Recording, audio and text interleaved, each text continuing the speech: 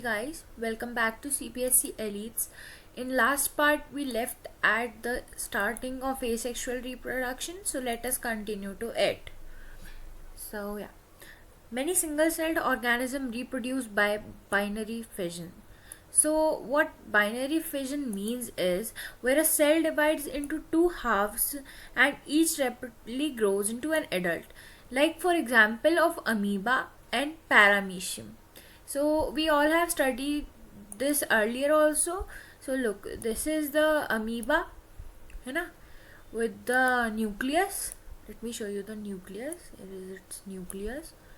Okay, so what will happen, it will just divide into two cells, like from between or from anywhere it will divide into two cells, and they will be identical and they will be known as what? Clones. We have studied this in a previous lesson, right? Previous part.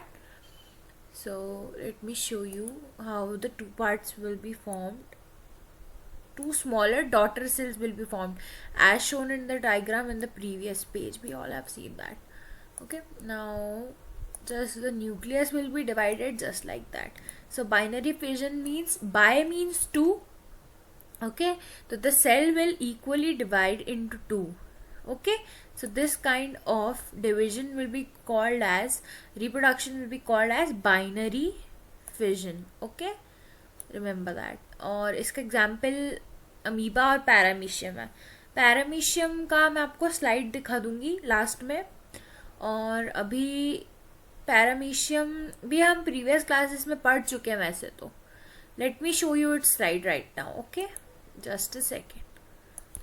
So guys, have a look at it. This is the paramecium. Okay, we all have seen it earlier in our classes. This is the paramecium. This is its nucleus. Okay, so what is happening in the first stage? Nucleus is dividing into two parts. It is starting to divide. See? Okay, then it goes on dividing. Now here is a little division has already started in here. Okay, you can see the difference coming over here. It's trying to divide, right? Now these two daughter cells have formed. This is the process of binary fission in paramecium. Okay, it divides its nucleus and also the cell particles equally and identically, right? So same, they will be exact same. Okay, so they are clones. Okay, so guys, let's move on further to our topic. Okay, now in yeast the division is unequal and small buds are produced that remain attached initially to the parent cell, which eventually gets separated and mature into new yeast organisms cells. Okay, तो इसका क्या मतलब है कि east में जो होता है ना, ईस्ट में छोटे छोटे बर्ड्स बनते हैं. मैं आपको ईस्ट का डायग्राम दिखाती हूँ. ईस्ट में क्या होता है, ईस्ट ऐसी होती है, ठीक है. ईस्ट में क्या होता है, छोटा सा बड बनता है, ऐसे साइड में छोटा सा बड बनता है, ठीक है.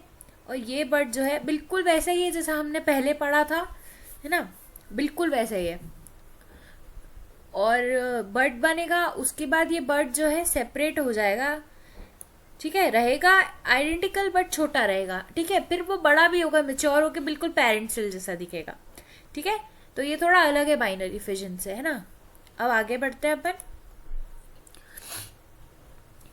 Under favorable condition, the amoeba withdraws its pseudopodia and secretes a 3-layer hard covering or cyst around itself.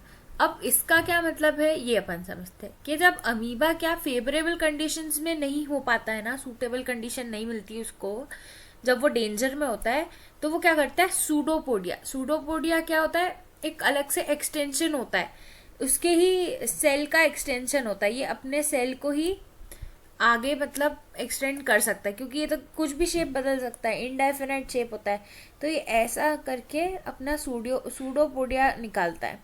Pseudopodia बस इसी का पार्ट होता है, बस सेल एलोंगेट हो जाता है इसका, इसके सेल का ही एक्सटेंशन होता है वो, ठीक है. ऐसे करके ये क्या करता है, अपने आसपास एक सराउंडिंग बना लेता है, सिस्ट टाइप.